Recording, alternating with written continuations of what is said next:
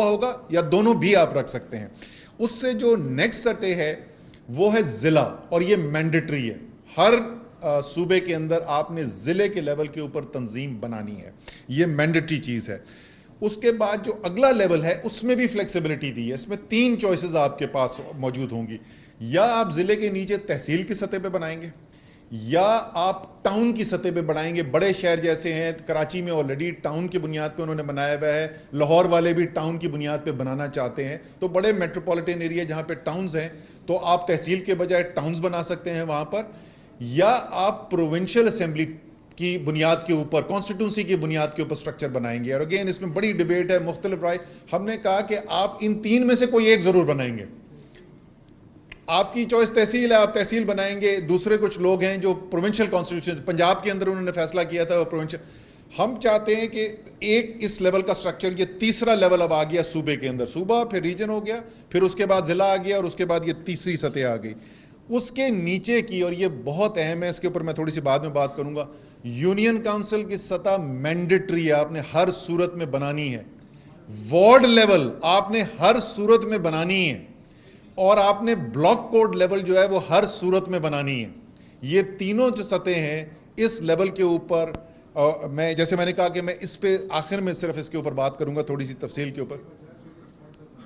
Same thing نا, وہ تو ایک ہی چیز ہے. اس کو وہ جو آپ نے وہاں پر پہلے 2 مختلف نام تھے, نیبرہڈ کاؤنسل, اور وہ ایک ہی. اس وقت ہماری حکومت بن گئی تھی, تمام لوگ جو ہیں حکومتی عہدوں میں جو تھے وہ براہ راست ان کا پارٹی کے ساتھ تعلق جو ہے وہ کم سے کم ذمہ داریاں نہیں تھیں ان کی, تو اس لیے ایک چینج کی گئی تھی کہ پاور جو ہیں وہ ڈیوالو کی گئیں. چیئرمین کے پاس سے ایک اسپیشل عہدہ بنایا گیا, تو وہ پاور ہب ہم ختم کر رہے ہیں. اور ہمارے خیال میں اگر حکومت بنتی بھی ہے تو اس کی ضرورت نہیں ہے.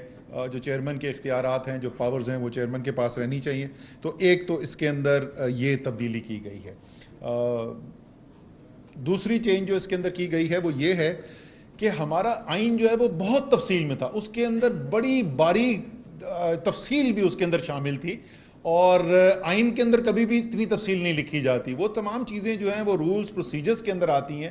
تو اس کا نتیجہ یہ ہوتا تھا کہ ہم لکھ کچھ اور, آئین میں لکھا کچھ اور ہوتا تھا, پریکٹیکلی ہمیں لگتا تھا کہ یہ اتنی پریکٹیکل چیز نہیں ہے, اس کے اندر تبدیلی کی ضرورت ہے, یا حالات بدل گئے ہیں اس کی وجہ سے تبدیلی کی ضرورت ہے. تو پھر ہم اس سے متضاد جو ہیں وہ اپنا کام چلا رہے ہوتے تھے, جو ایک اچھی, ایک احسن طریقہ کار نہیں ہے. اس لیے ہم نے وہ تمام تفصیل جو ہے وہ اب ہم لے گئے رولز کے اندر. جو بنیادی اصول ہیں آئین کے وہ آئین کے اندر لکھے ہوں گے, اور وہ رولز کے اندر چلے جائیں گے. رولز کے اندر جو ہے وہ پھر سینٹرل ایگزیکٹو کمیٹی کے پاس اختیار ہوگا کہ جب بھی آپ ترمیم کرنا چاہیں تو سینٹرل ایگزیکٹو کمیٹی کے پاس جا کر چینج کر سکتے ہیں. تیسری جو ہم نے اس کے اندر چینج کی ہے وہ فلیکسیبلٹی ہم نے لانے کی کوشش کی ہے. یہ سیاسی پارٹی ہے, یہ کوئی فوجی انسٹیٹیوشن نہیں ہے جہاں پہ ہر چیز بلیک اینڈ وائٹ کے اندر فکس طریقے سے کی جائے. وہاں پہ بھی فلیکسیبلٹی ہوتی ہے ویسے. تو ہم نے صوبوں کو اور ریجنز کو اختیارات دیے ہیں اور فلیکسیبلٹی کریٹ کی ہے, اور وہ 2 مختلف طریقے سے فلیکسیبلٹی کریٹ کی گئی ہے.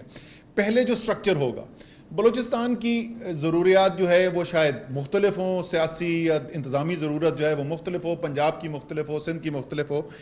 تو سٹرکچر کے اوپر جو چینجز ہم نے فلیکسیبلٹی کی ہے, سب سے اوپر کا جو سطح ہے اس میں یا صوبہ ہوگا, یا ریجن ہوگا, یا دونوں